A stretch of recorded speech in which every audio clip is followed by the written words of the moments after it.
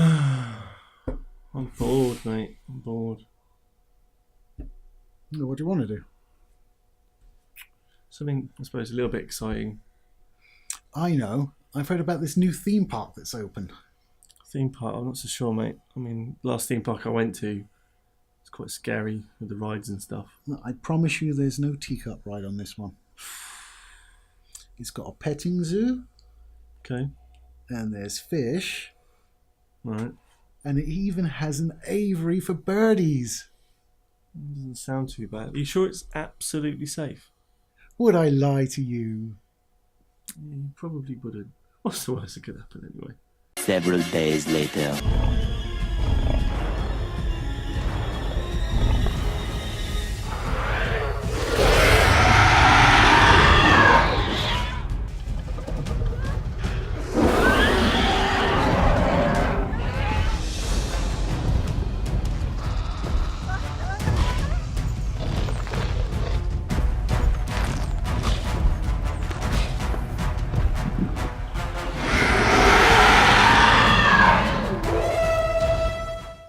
That was amazing. Did you see the I-Rex eat that dude? It just kind of went down and picked him up and shook him around as its teeth shredded him, and then down it went. Yeah, I saw everything. And what about that Dilophosaurus who fucking kept killing people when we didn't see him? We just see the bodies on the floor. Be like drowning Paul. I'll never forget everything I saw. It's okay, mate. You enjoyed the boat ride out there, didn't you? No. No? No. No. There was a claw machine in the galley. It was fun. No. We almost won that robot vacuum cleaner. Oh, it screams. Screams, yeah. That was the best part. Where was the fucking petting zoo? Hi guys, welcome to another video from Overbite Gaming.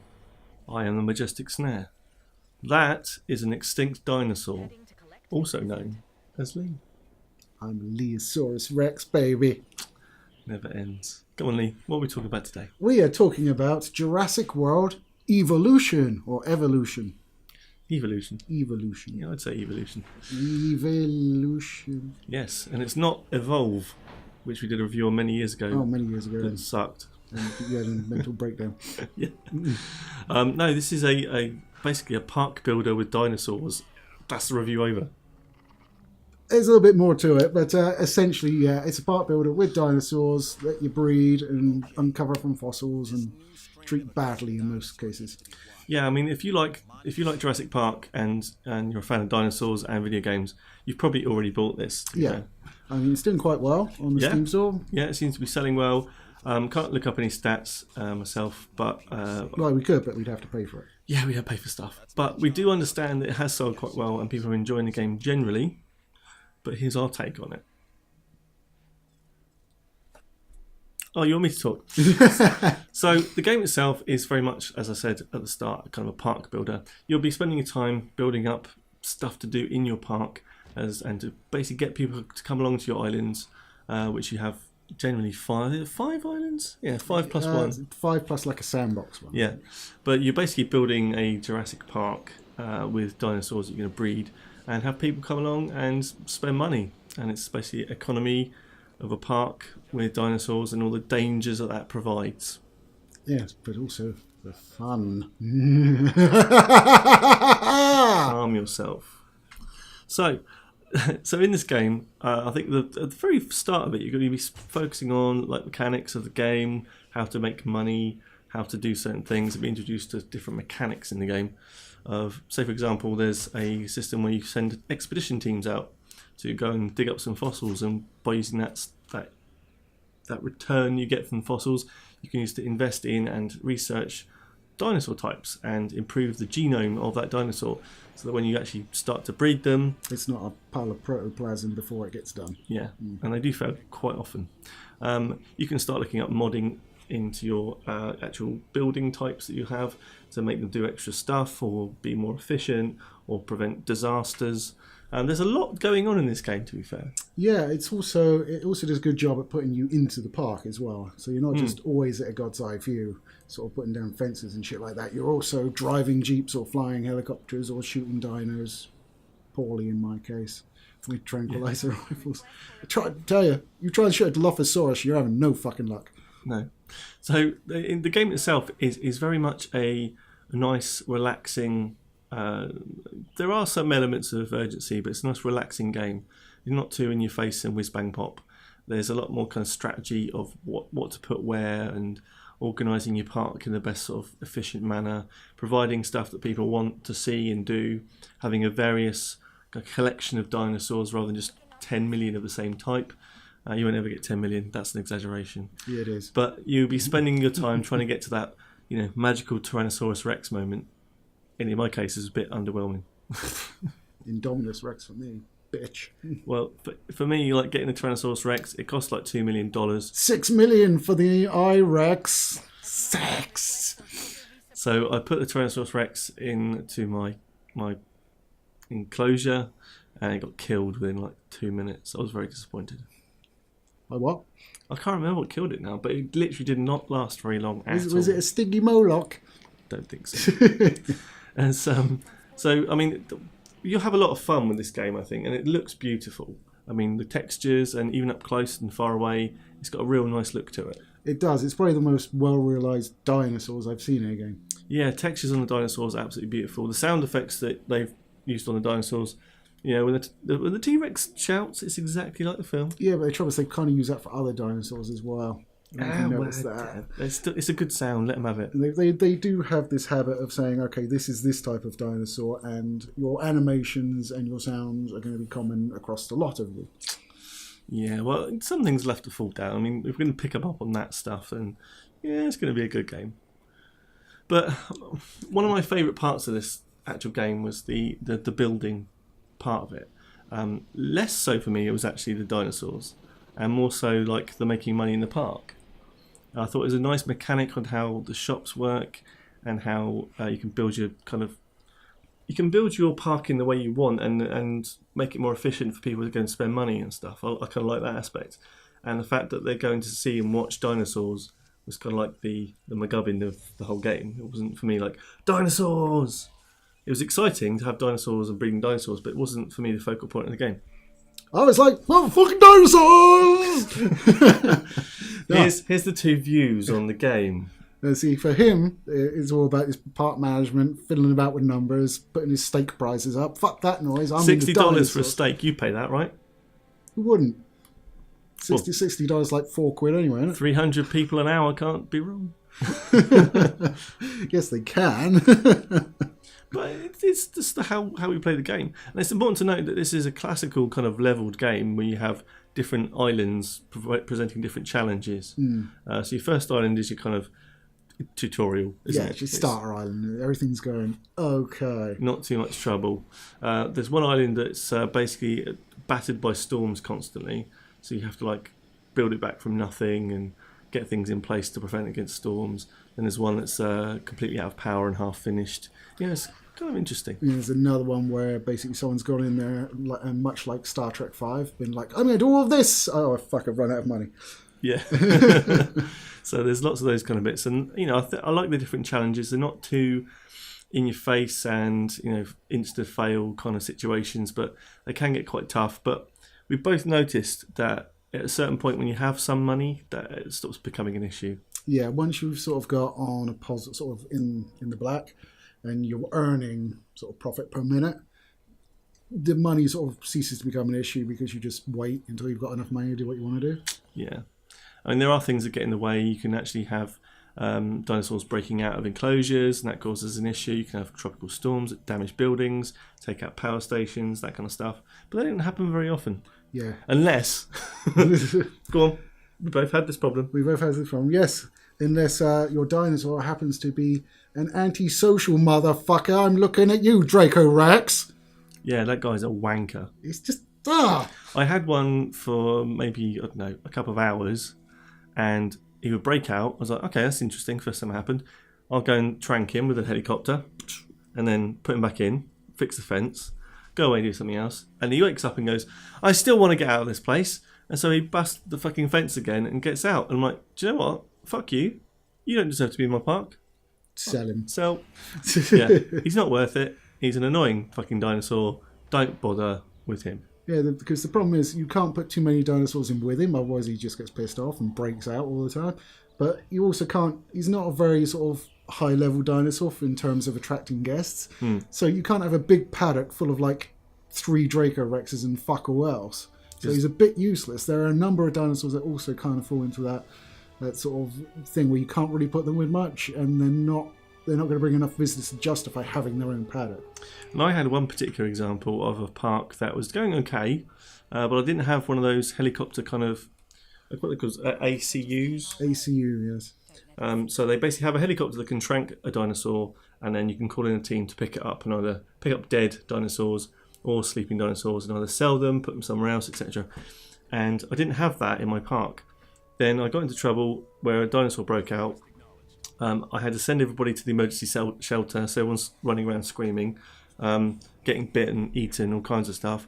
And that ended up with a whole park full of people in a shelter for what seemed like days, making no money, and then having no money to get a helicopter in. It was just like, how long do these dinosaurs live for? 120 days. Oh, shit. So I had that decision to make. Do I sit around and wait for this dinosaur to die, or do I sell half my park to build an ACU so I can have a helicopter and deal with a dinosaur? And unfortunately, that's what I had to do, and it was just annoying. See, that is a noob mistake. Anyone else would have gone back to a previous island, dug up a load of gold, and then sold it on that island. Assuming you have a fossil centre, of course. Didn't have a fossil centre. Oh, But this is my problem. So it was just, it was a mistake of gamer rather than a mistake of game. But that kind of thing can happen. And it presents a challenge, and you have to think about how to problem solve it, and that's a good thing. Yeah, initially I was very interested in watching the interaction of the dinosaurs. I had this one occasion where I put a load of herbivores. That should be a thing. It should be. Why isn't that a thing? Don't know. So I put these herbivores Well done. into an enclosure with 3 ceratosauruses, which is like the big theropod you get early on in the game that eats things. And they wiped out all of them, but this one Edmontosaurus, which was found in Edmonton, Canada, obviously. The game suggests it, but it never actually tells you, so if you don't know, I've put you out of your misery. But yes, and they basically adopted that thing as part of their fucking pack for like 40 minutes. I'd like to think it's probably a game glitch. Right? They were just at the water side by side, having a drink together. They're just like having a look at each other. And then after 40 minutes, they kind of killed him and ate him. Well, I have to say, I know the animations are kind of samey, but when you do have a dinosaur fight going on, it is quite something to watch. Yeah, but also you have... You clearly like it's based on like a specific dinosaur, because sometimes they'll misalign the animation where the dinosaur's a little bit smaller or not quite as long or whatever, because it's got set animations for killing set different dinosaurs. Yeah, I only had a couple of fights like that, but we've seen, or you were telling me actually about Let's Players that are like setting up battle royales of dinosaurs. That's kind of cool, and it's kind of cool you can do that.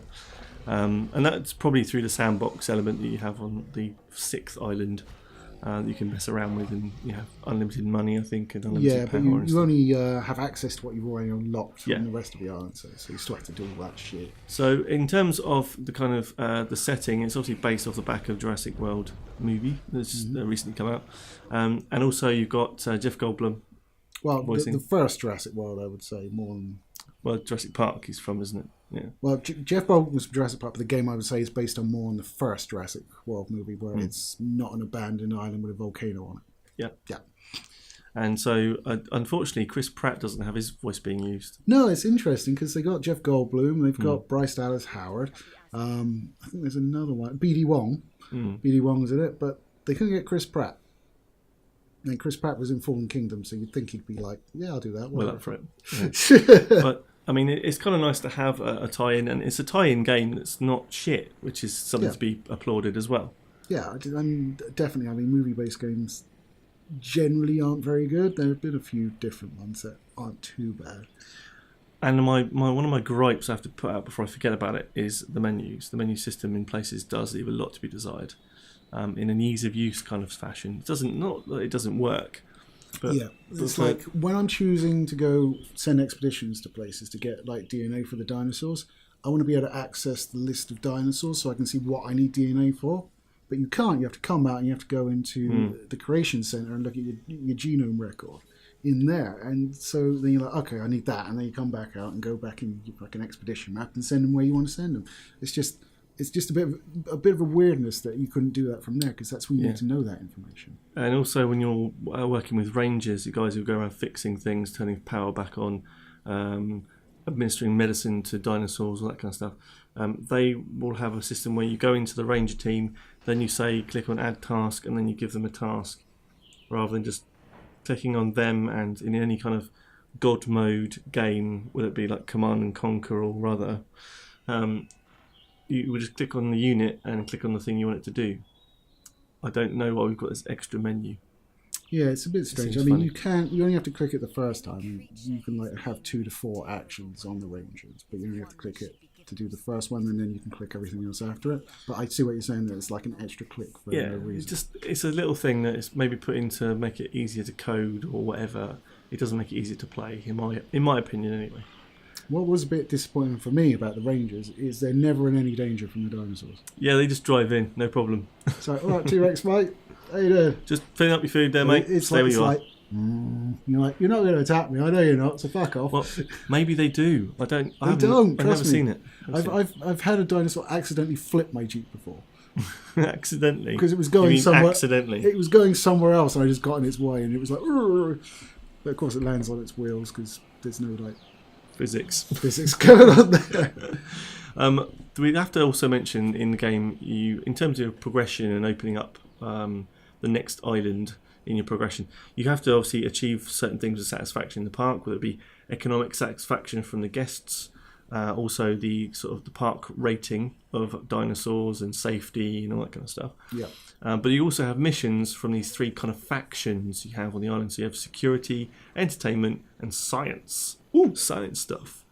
So with these people, they'll give you missions, and you can sort of take contracts from them to earn some cash or some extra kind of genome stuff or whatever it might be.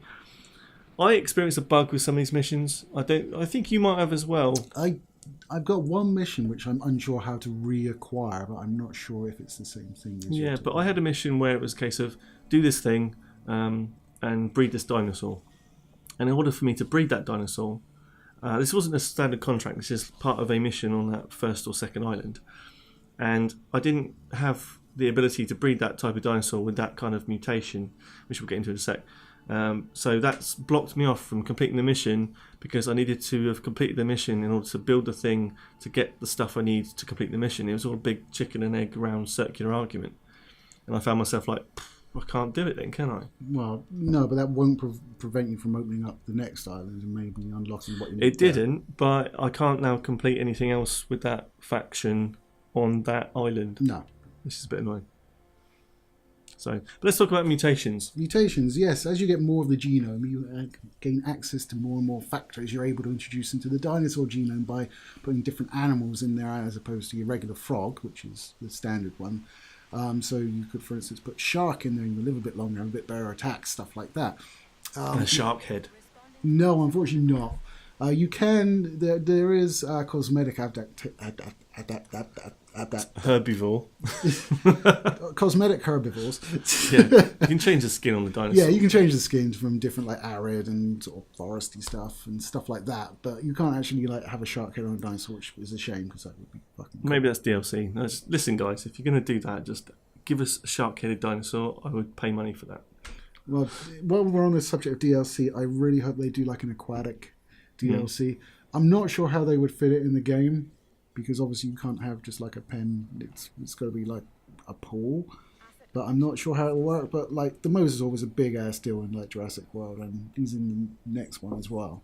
You could have a massive like aquarium You could have on it like ground. maybe as a rabbit hole, and you're just like, I have these dinosaurs in there, and you can go down maybe to a viewing window or something. Have like a glass-topped aquarium. It's just like really disappointing not to see that shit, because that's the sort of area of paleontology that really interests me, like the aquatic stuff.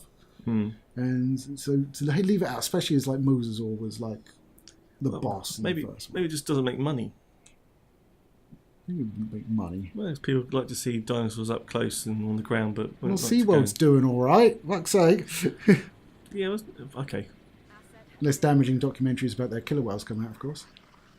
Yes, that could happen. Bing bong.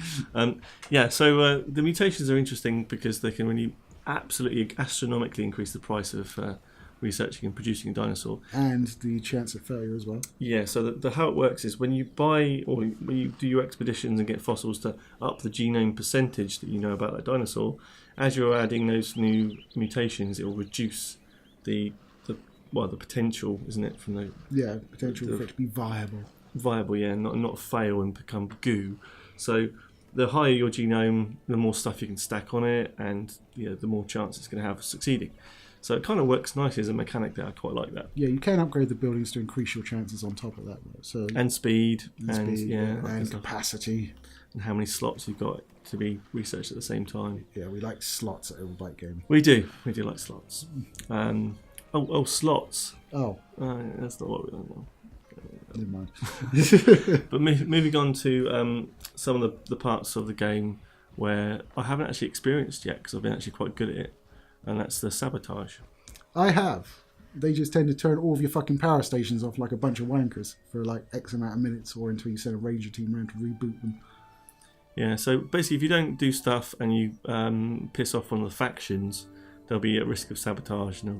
Yes, they always seem to like pick a really inopportune time to do it. So it's like, you've got a storm coming in. It's fine. I've got emergency shelters and I've got storm coverage. It's all good.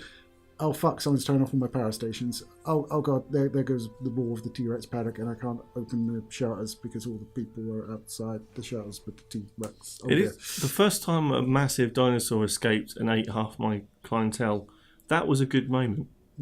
I enjoyed that because you have to pay off the lawsuits for about 10 years afterwards.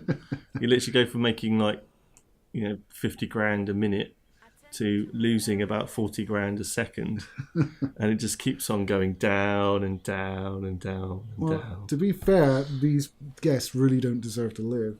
And when you have a dinosaur break out of its paddock and you're like scarping around trying to tranquilize the fucking thing, and what you don't see is this queue of fucking pedestrians going, oh look, there's a hole in the T-Rex paddock, let's go in and have a look.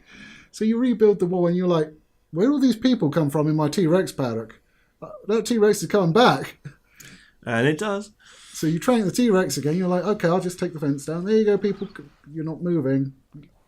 You want to stay in there? I'll give you some time. No, okay, gates back up. Fuck it, eat them. Yeah, there's some of the moments in this game. I found myself still looking at it fondly, no matter what happened. At no point did I sort of throw my mouse across the room or, just like, oh, for fuck's sake, this is really irritating. It was always fun. It was chilled out. It was nice pace. And if you're used to playing, fast-paced action games, this may not be for you, but also it might be a nice change. So, yeah, it's definitely a game you can just chill out with, basically, I think. It's not a game you pick up for 20 minutes and then that's enough. You'd have to play it for a few hours. Yeah, but I mean, it does plateau quite early, or at least for me. It does do a good job of unlocking stuff, and like the sort of got a catch-em-all sort of aspect of like unlocking War of the Dinosaurs and stuff like that is there. But like you're just going through the same gameplay loop over and over on each of the different islands. Yeah, and that's the thing. It's not mega different. And when you have to start from scratch each time, you might have your formula. You know what you want to put in the park. I think it tries its best to give you an idea of what the benefits of these different parts are. But if you don't have the status with some of the factions to get certain types of shops or certain facilities for the park, you generally will try and survive without them, and you won't notice a difference. No, I mean, I didn't really miss the restaurant until I got it. And No, I was and then like, oh, it's that's just another nice. place to have in your park. So It's something else that they can spend money on or not. the mechanics of building paths and stuff is interesting because you can't have a facility or any kind of useful part of the park active unless it's connected to it via a path to its entrance. It's a bit SimCity reboot in that. Yeah, but like all the stuff came down the roads in that. Yeah, but you still have got power freedom. lines, though. Yeah, you got freedom to change the terrain and take away water and forestation.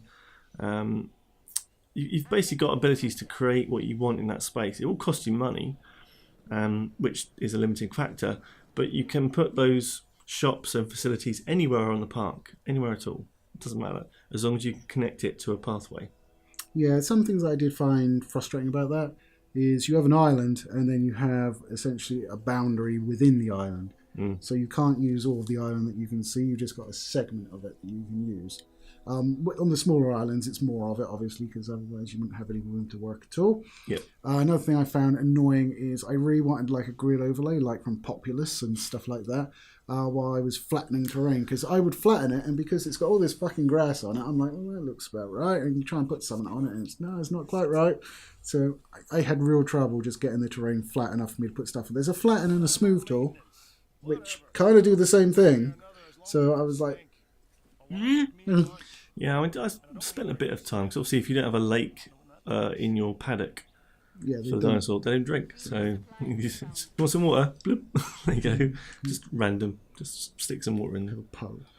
Yeah. So I think on the whole, I really have enjoyed my time with this game. I would probably go back to it now and again if I'm hungover on a Sunday morning. Yeah, I mean, it's certainly a game I'm going to go back to. It's not something...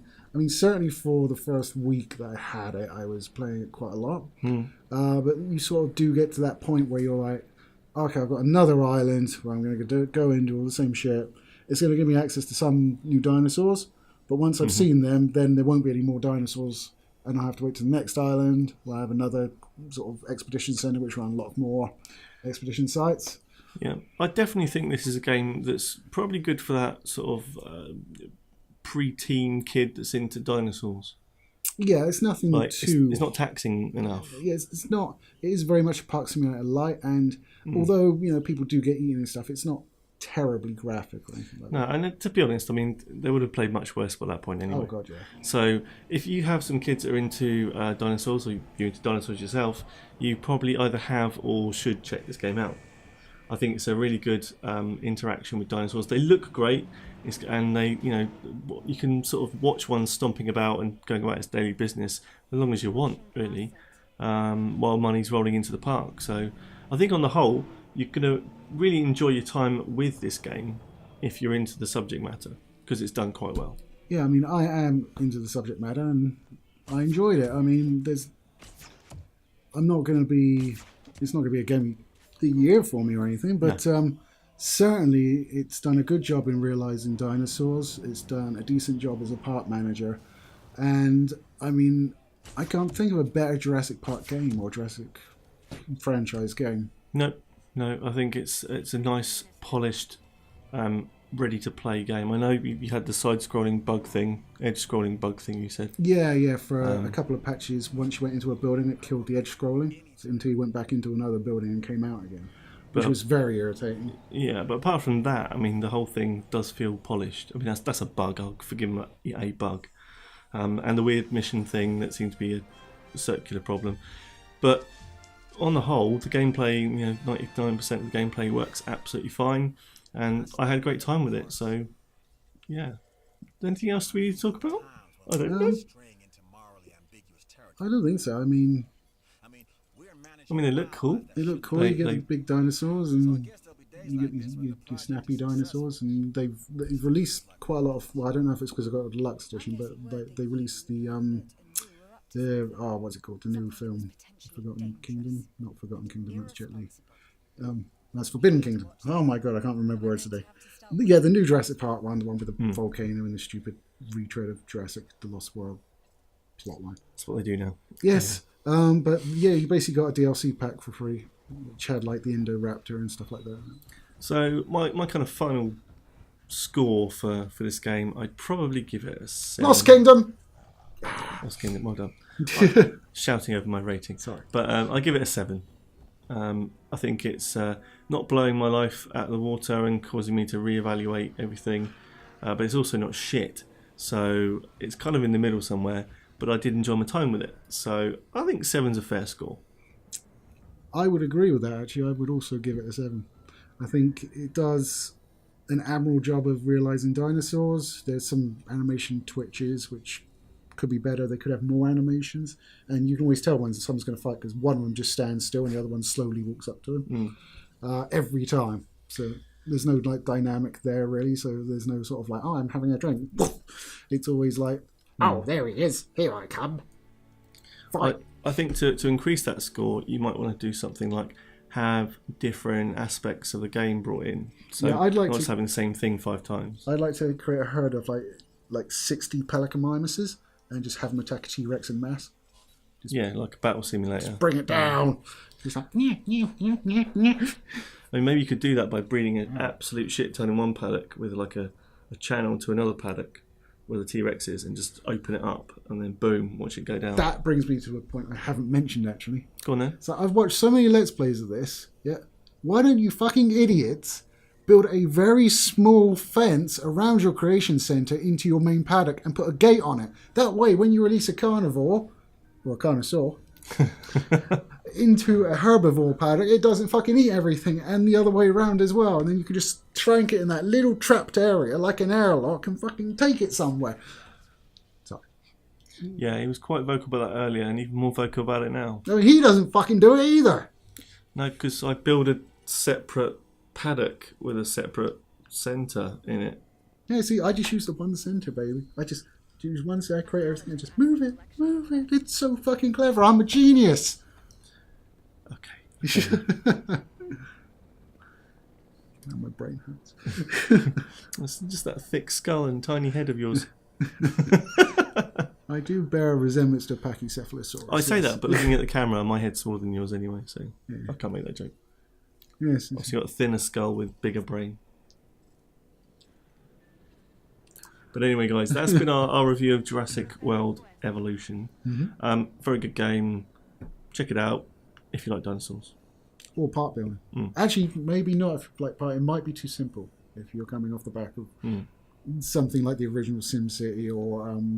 Maybe if you're trying to get back into park building, it's a good starting point. Yeah, it's slightly dumbed down, but it's not too bad in that aspect. It has enough to keep you interested.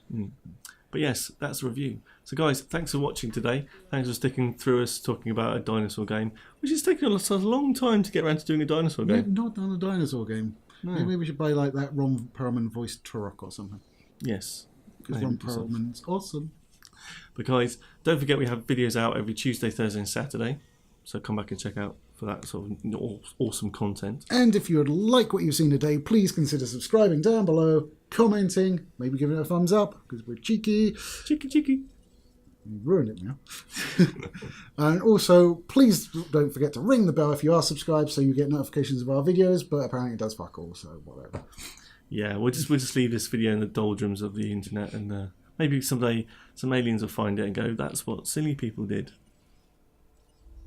No, they'll say that's what highly informed, intelligent people do. Maybe not. We've worked out microphones and everything. Oh, is that what that is? I've always wondered. Well, in many videos it has been sort of transitioning to his steel penis, because he does have a tendency of standing right there with it in front of him. That wasn't the mic. But guys, thank you for watching, and we'll catch you again very soon. So take care of yourselves. Take it easy, guys. Bye.